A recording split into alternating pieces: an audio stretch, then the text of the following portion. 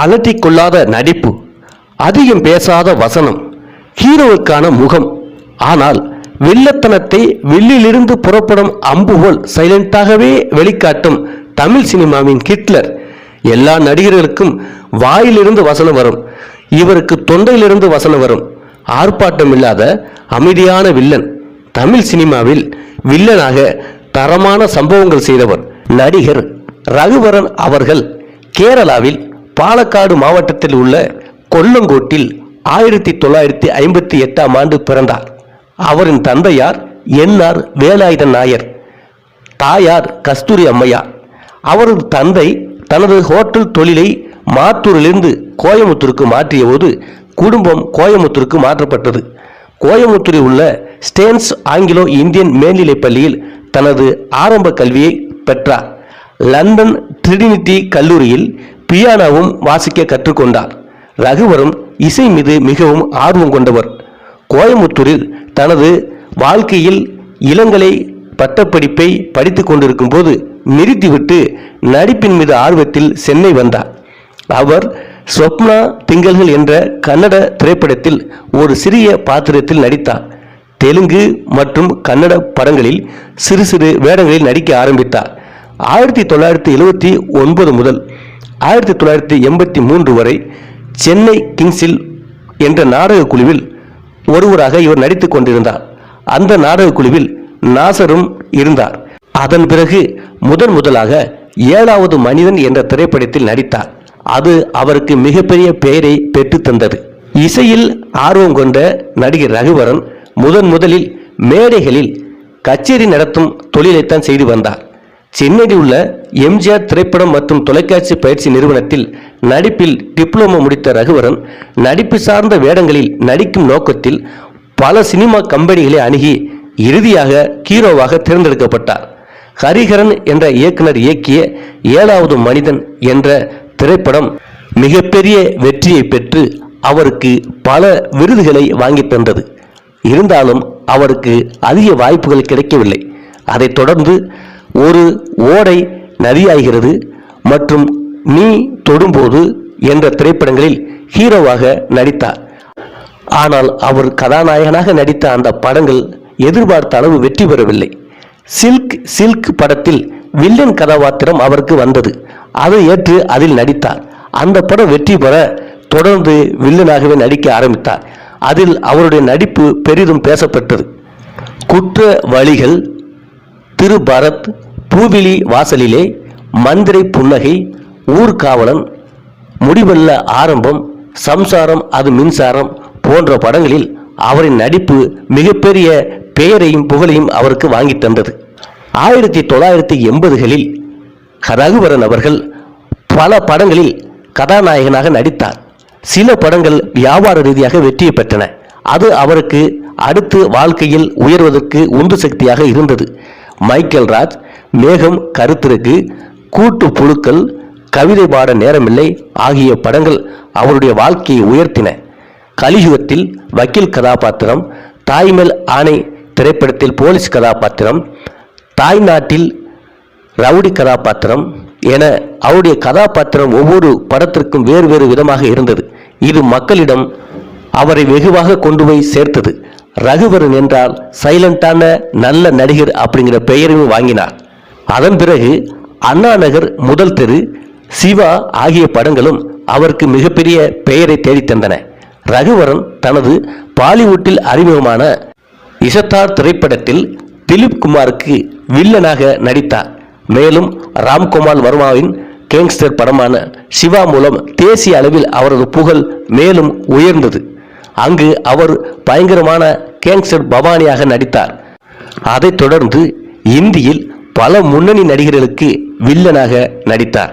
தொடர்ந்து 26 ஆண்டுகளுக்கு மேலாக சினிமாவில் ரகுவரன் தன்னுடைய பாத்திரத்தை வேறு வேறு பாத்திரமாக ஏற்று தன்னுடைய வித்தியாசமான வசனங்களாலும் வித்தியாசமான உடல் மொழியாலும் தனக்கென ஒரு முத்திரையை தமிழ் சினிமாவிலும் இந்திய சினிமாவிலும் பதித்தார்.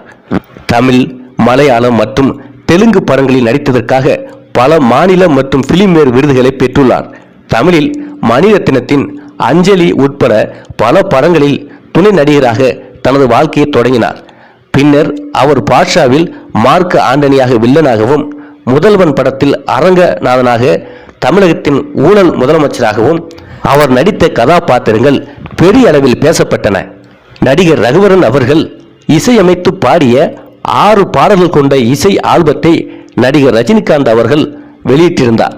அந்த ஆல்பத்தை அவருடைய மனைவியான ரோஹிணி மற்றும் மகன் ரிஷி ஆகியோர் பெற்றுக்கொண்ட விழாவும் நடந்தது. இவர் நடிகை ரோஹிணியை காதல் திருமணம் செய்து கொண்டார். இவருக்கு ரிஷி என்ற மகனும் இருந்தார். நீண்ட நாட்கள் இவர்கள் சந்தோஷமாக வாழ்ந்தனர். ஆனால் இவர் போதை பழக்கத்திற்கு அடிமையானதால் இவரது திரை வாழ்க்கை மட்டுமின்றி சொந்த வாழ்க்கையும் பாதிக்கப்பட்டது. இத்தகைய போதை பழக்கத்தால் இவர் காதல் திருமணம் செய்து கொண்ட நடிகை ரோஹிணியும் அவரை விட்டு பிரிந்து செல்ல நேர்ந்தது. ரகுவரன் அவரது போதை பழக்கத்திலிருந்து விடுபட முயற்சி செய்தாலும் அவரால் போதை பழக்கத்திலிருந்து மீண்டு வர முடியாமல் போனது. தொடர்ந்து தமிழ், மலையாளம், கன்னடம், ஹிந்தி, தெலுங்கு என பல படங்களில் 26 ஆண்டு காலம் நடித்து கொண்டிருந்த ரகுவரன் அவர்களுக்கு உடல்நல குறைவு ஏற்பட்டது. சென்னை சேத்துப்பட்டில் மார்ச் 19ஆம் தேதி 2008ஆம் ஆண்டு காலமானார். இந்திய சினிமாவின் முக்கியமான வில்லன் நடிகர் அன்று மறைந்தார். இவர் நடித்த சில திரைப்படங்களை காணலாம். பாட்ஷா, முதல்வன், ரட்சகன், முகவரி, சம்சாரம் அது மின்சாரம், 7வது மனிதன் போன்ற திரைப்படங்கள் ரகுவரன் என்ற ஒரு நடிகரின் தனிப்பட்ட நடிப்பின் பெரிய அடையாளமான திரைப்படங்களாகும். அவர் நடித்து மிகப்பெரிய வெற்றி பெற்ற மற்ற திரைப்படங்களையும் காணலாம். 1982ஆம் ஆண்டு 7வது மனிதன், ஒரு ஓடை நதியாகிறது என்ற தமிழ் படமும், காக்கா என்ற மலையாள படத்திலும் நடித்தார். 83ஆம் ஆண்டு ருக்மா என்ற மலையாள படத்திலும், சில்க் என்ற தமிழ் படத்திலும் நடித்தார். 1984ஆம் ஆண்டு நீ தேடும்போது என்ற படத்தில் கதாநாயகனாகவும், முடிவல்ல ஆரம்பம் என்ற தமிழ் படத்தில் கதாநாயகனாகவும் நடித்தார். 85ஆம் ஆண்டு குற்றவாளி என்ற திரைப்படத்தில் வில்லனாக நடித்தார். எங்கிருந்தாலும் வாழ்க படத்தில் கதாநாயகனாக நடித்தார். 86ஆம் ஆண்டு மிஸ்டர் பாரத் திரைப்படத்தில் வில்லனாக நடித்தார். சம்சாரம் அது மின்சாரம் படத்தில் குணச்சித்திர படத்தில் நடித்தார். மீண்டும் பல்லவி படத்தில் கதாநாயகனாகவும், மந்திர புன்னகை படத்தில் வில்லனாகவும், பாசிவதி பிராணம் என்ற தெலுங்கு படத்தில் வில்லனாகவும், ஊர்காவலன் படத்தில் வில்லனாகவும், மைக்கேல் ராஜ் என்ற தமிழ் படத்தில் கதாநாயகனாகவும், மேகம் கருக்குது படத்தில் கதாநாயகனாகவும் நடித்தார். அதே 1987ஆம் ஆண்டு கூட்டு புழுக்கள் என்ற படத்தில் கதாநாயகனாகவும், கவிதை பாட நேரமில்லை என்ற படத்தில் கதாநாயகனாகவும், மனிதன் படத்தில் வில்லனாகவும், மக்கள் என் பக்கம், பூவிலி வாசலிலே போன்ற படத்தில் வில்லனாக நடிக்க ஆரம்பித்தார். 88ஆம் ஆண்டு என் பொம்முக்குட்டி அம்மாவுக்கு என்ற திரைப்படத்தில் வில்லனாகவும், கலியுகம் படத்தில் கதாநாயகனாகவும், தாய்மல் யானை, கை நாட்டு, குற்றவாளி போன்ற திரைப்படங்களில் கதாநாயகனாகவும், கோயில் மணி ஓசை, 2இல் 1, என் வழி தனிவழி, அண்ணாநகர் முதல் தெரு போன்ற திரைப்படங்களிலும் நடித்தார். மேலும் 1989ஆம் ஆண்டு சிவா ருத்ர நேத்ரா என்ற தெலுங்கு படத்தில் வில்லனாக நடித்தார். லங்கேஷ் வருது என்ற தெலுங்கு படத்தில் வில்லனாக நடித்தார். இரட்டை குழல் துப்பாக்கி படத்தில் வில்லன், ராஜா சின்ன ரோஜா படத்தில் வில்லன், சிவா படத்தில் வில்லன், இது உங்க குடும்பம் படத்தில் ஹீரோவாக நடித்தார். தனுஷ்கோடி என்ற மலையாள படத்திலும் நடித்தார். 1990ஆம் ஆண்டு வியூகம் என்ற மலையாள படத்தில் கதாநாயகனாக நடித்தார். புரியாத புதிர் படத்தில் வில்லனாகவும், இசாத்தார் என்ற இந்தி படத்தில் வில்லனாகவும், அஞ்சலி படத்தில் கதாநாயகனாகவும், தியாகு என்ற படத்தில் கதாநாயகனாகவும், சிவா என்ற படத்தில் வில்லனாகவும், பகலில் பௌர்ணமி என்ற படத்தில் வில்லனாகவும் நடித்தார். 1991ஆம் ஆண்டு சைத்தன்யா என்ற தெலுங்கு படத்தில் வில்லனாக நடித்தார். சூரிய மாசனம் என்ற மலையாள படத்தில் வில்லனாக நடித்தார். 92ஆம் ஆண்டு தெய்வத்திந்த விக்கிரதிகள் என்ற மலையாள படத்தில் கதாநாயகனாக நடித்தார். அதே 92ஆம் ஆண்டு கிழக்கன் பத்ரோஸ் என்ற மலையாள படத்தில் வில்லனாகவும், டூல் பறக்குது என்ற தமிழ் படத்தில் கதாநாயகனாகவும், கவசம் என்ற மலையாள படத்தில் கதாநாயகனாகவும் நடித்தார். 1993ஆம் ஆண்டு ஆத்திகம் என்ன இத்திகம் என்ற மலையாள படத்தில் வில்லனாக நடித்தார். 94ஆம் ஆண்டு பாச மலர்கள், காதலன், பாட்ஷா, கோலங்கள் போன்ற படங்களில் தொடர்ந்து வில்லனாக நடிக்க ஆரம்பித்தார். அதிலிருந்து அவர் நடித்த அனைத்து படங்களும் வில்லனாகவே அமைந்தது. 1995ஆம் ஆண்டு மாந்திரிகம் என்ற மலையாள படத்தில் வில்லனாக நடித்தார். பீட்டர் ஸ்காட் என்ற மலையாள படத்திலும் நடித்தார். முத்து, தொட்டாசினிங்கி போன்ற படங்களிலும் வில்லனாக நடித்தார். 1996ஆம் ஆண்டு ரகசக் என்ற இந்தி படத்தில் வில்லனாக நடித்தார். சர்க்கிள் இன்ஸ்பெக்டர் கன்னட படத்திலும், செல்வா தமிழ் படத்திலும், டேக் இட் ஈஸி ஊர்வசி போன்ற படங்களிலும் 1997ஆம் ஆண்டு அருணாச்சலம், லவ் டுடே, உல்லாசம், அபிமன்யு, நேருக்கு நேர், ஆகா, ரட்சகன் போன்ற திரைப்படங்களில் வில்லனாக நடித்தார். 1998ஆம் ஆண்டு துள்ளி திரிந்த காலம், ஹிட்லர், இனியவளை, பூந்தோட்டம், நிலாவே வா போன்ற திரைப்படங்களிலும் 1999ஆம் ஆண்டு சூரிய பார்வை, என் சுவாச காற்றை, என்றென்றும் காதல், லால் பாட்ஷா என்ற இந்தி படம், ஒருவன் என்ற படம், அமர்கலம் போன்ற திரைப்படங்களிலும், அனகனய ஒரு அம்மாயி என்ற தெலுங்கு படத்திலும், பூப்பறிக்க வருகிறோம், முதல்வன், ரணியன், பிரதயார்த்தா போன்ற கன்னட படம் ஆகியவற்றில் தொடர்ந்து நடித்தார். 2000இல் கண்ணுக்குள் நிலவு, குட்லக், சுதந்திரம், முகவரி, வல்லரசு, கண்டுகொண்டேன் கண்டுகொண்டேன், பெல்லி சம்பந்தம் என்ற தெலுங்கு படம், பார்த்தேன் ரசித்தேன், உயிரிலே கலந்தது, ஆசாத் என்ற தெலுங்கு படம் போன்ற படங்களில் தொடர்ந்து நடித்தார். 2001ஆம் ஆண்டு கிரகான் என்ற இந்தி படத்திலும், தோஸ்த், நரசிம்மா, ஸ்டார், மஜ்னு, சீமா சிம்மம் என்ற தெலுங்கு படம், தயா, ரோஜா கூட்டம் போன்ற திரைப்படங்களில் நடித்தார். 2002ஆம் ஆண்டு run, university, puppy, I love யூடா, பாலா, காதல் வைரஸ் போன்ற திரைப்படங்களிலும், 2003ஆம் ஆண்டு நாகா என்ற தெலுங்கு படம், ஜானி என்ற தெலுங்கு படம், அலாவுதீன் என்ற தமிழ் படம், அலை, ஆஞ்சநேயா, திருமலை, அன்பே உன் வசம் போன்ற திரைப்படங்களிலும், 2004ஆம் ஆண்டு ஜனா, துர்க்கி என்ற கன்னட படம், அரசாட்சி, ஜனனம், மாஸ் என்ற தெலுங்கு படம் போன்ற படங்களில் நடித்தார்.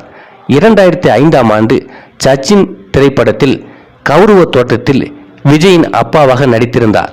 2006ஆம் ஆண்டு சிவப்பதிகாரம் திரைப்படத்தில் நடித்திருப்பார்.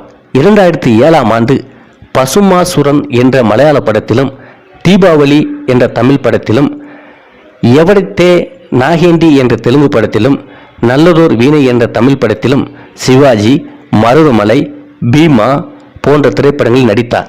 2008ஆம் ஆண்டு அசோகா, தொடக்கம், பெல்லிக்காணி பிரசாத் என்ற தெலுங்கு படம், சில நேரங்களில் என்ற தமிழ் படம், ஆர்டிஸ்டா என்ற தெலுங்கு படம், யாரடி நீ மோகினி என்ற திரைப்படத்தில் தனுஷுக்கு அப்பாவாக நடித்திருந்தால், எல்லாம் அவன் செயல் என்ற தமிழ் படம் போன்ற திரைப்படங்களில் நடித்தார்.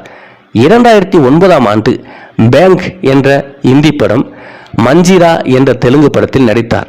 2009ஆம் ஆண்டு கந்தசாமி என்ற திரைப்படத்தில் நடித்து கொண்டு இருந்தார். அந்த நேரம் ரகுவரன் இறந்து விட்டதால் அவருக்கு பதிலாக ஆசிஷ் வித்யார்த்தி நடித்தார். 2012ஆம் ஆண்டு உள்ளம் என்ற திரைப்படம் அவர் இறப்பதற்கு முன்பே அவர் நடித்து கொடுத்த திரைப்படம். அது அவர் இறந்த பிறகு 2012இல் திரையரங்குக்கு வராமல் குறுந்தகட்டில் வெளியானது. இவ்வாறு தமிழ், தெலுங்கு, மலையாளம், கன்னடம், இந்தி என 300க்கும் மேற்பட்ட திரைப்படங்களில் நடித்து சினிமாவில் மிக பெரும் வில்லனாக தன்னை நிலைநிறுத்தியவர். வில்லனாக மட்டுமின்றி ஹீரோவாகவும் சாதித்தவர். கடைசி காலகட்டத்தில் குணச்சித்திர வேடங்களில் மிகவும் அழகாக நடித்திருப்பார். சினிமா உலகம் அழியும் வரை நடிகர் ரகுவரன் என்ற கலைஞரின் பெயரும் நிலைத்திருக்கும், புகழும் நிலைத்திருக்கும். மீண்டும் ஒரு வரலாறோடு சந்திப்போம். சேனலை சப்ஸ்கிரைப் செய்து கொள்ளுங்கள்.